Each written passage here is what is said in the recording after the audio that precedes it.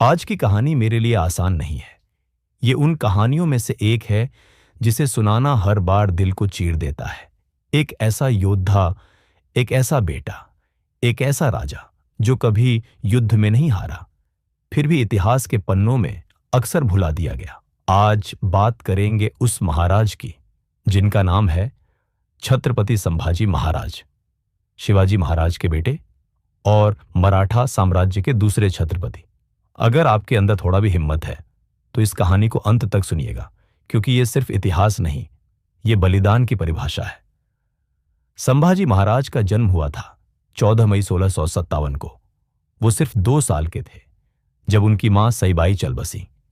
एक बच्चा जो अपनी मां की गोद को पहचानने से पहले ही उसे खो बैठा।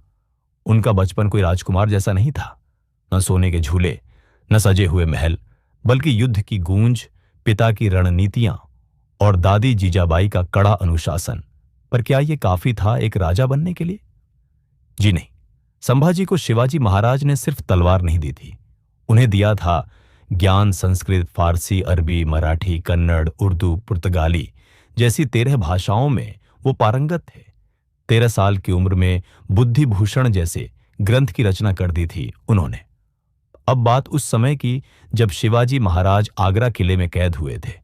औरंगजेब ने एक चाल चली, बाप को बुलाया, बेटे को भी बुलाया। संभाजी को आगरा में कैद किया गया। सोचिए, 14-15 साल का एक बालक और सामने खड़ा है मुगलिया सल्तनत का सबसे क्रूर बादशाह। लेकिन डर? संभाजी को डर ने कभी छुआ तक नहीं था। जैसे पिता शिवाजी ने आगरा से निकलने की रणनीति बनाई थी, वैसे ही बेटे संभाजी ने भी खुद को आजाद किया। वो वापस लौटे और लौटे योद्धा बनकर। 1680 में जब शिवाजी महाराज का स्वर्गवास हुआ तो मराठा साम्राज्य हिल गया। हर तरफ अस्थिरता, षड्यंत्र और सत्ता की भूख। लेकिन क्या संभाजी झुके? नहीं। राज्य की जिम्मेदारी संभाली, और यह कोई सामान्य काम नहीं था। वो सिर्फ 23 साल के थे और उस उम्र में उन्होंने मराठा साम्राज्य को फिर से खड़ा कर दिया। उन्होंने राज्य को न सिर्फ मजबूत किया, बल्कि स्वतंत्रता की नींव को और गहरा किया। अब बात उस समय की जब औरंगजेब ने खुद दक्षिण की ओर रुख किया। 8 लाख से ज्यादा सैनिक, हाथी तोप काफिले लेकर वह आया था मराठों को कुचलने। लेकिन सामने कौन था? सिर्फ 20,000 की सेना के साथ खड़ा एक योद्धा, छत्रपति संभाजी महाराज। उन्होंने गणिमी कावा, गुरिल्ला युद्ध नीति के जरिए मुगलों को थका दिया, हराया, झुका दिया।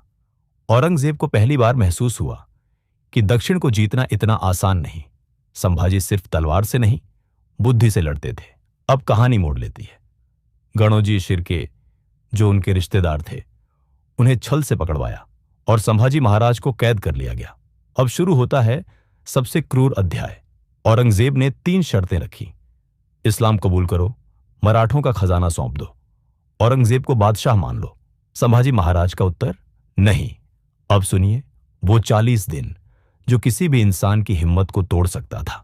उन्हें नंगा करके पूरे राज्य में उल्टा लटकाकर घुमाया गया। जनता को कहा गया, पत्थर मारो, पेशाब फेंको। उनके नाखून एक एक कर निकाले गए, आंखों में मिर्च डाली गई, शरीर की खाल चीर कर लोहे की छड़ें भीतर घुसेड़ी गईं। एक एक अंग काटा गया, उंगलियां, हाथ, पैर, जबान। पर हर बार एक ही सवाल पूछा गया, क्या तुम धर्म बदलते हो? और हर बार एक ही उत्तर, नहीं। शरीर टूट गया, लेकिन आत्मा नहीं। उनके शरीर को टुकड़ों में काटकर नदी में फेंक दिया गया। हिंदू रीति से अंतिम संस्कार भी नहीं करने दिया गया। पर क्या वो मरे? नहीं। उनका शरीर तो खत्म हुआ, पर विचार अमर हो गया। छत्रपति संभाजी महाराज की 120 लड़ाइयां और एक भी हार नहीं।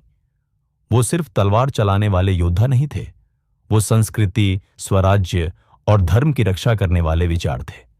उनकी शहादत ने औरंगजेब की कमर तोड़ दी, और इतिहास गवाह है। इसके बाद औरंगजेब कभी पूरी तरह जीत न सका। कहते हैं 1947 में आजादी मिली, लेकिन क्या वो आजादी संभाजी जैसे लोगों की कुर्बानी के बिना मुमकिन थी? आज इतिहास की किताबों में उनकी जगह नहीं, पर हमारे दिलों में होनी चाहिए। संभाजी एक नाम नहीं, एक प्रेरणा है। अगर इस कहानी ने आपके दिल को छुआ है तो इस वीडियो को आगे शेयर करें, क्योंकि जिन्हें भुला दिया गया उन्हें हम याद रखें, यही असली सम्मान है। जय भवानी, जय शिवाजी, जय संभाजी।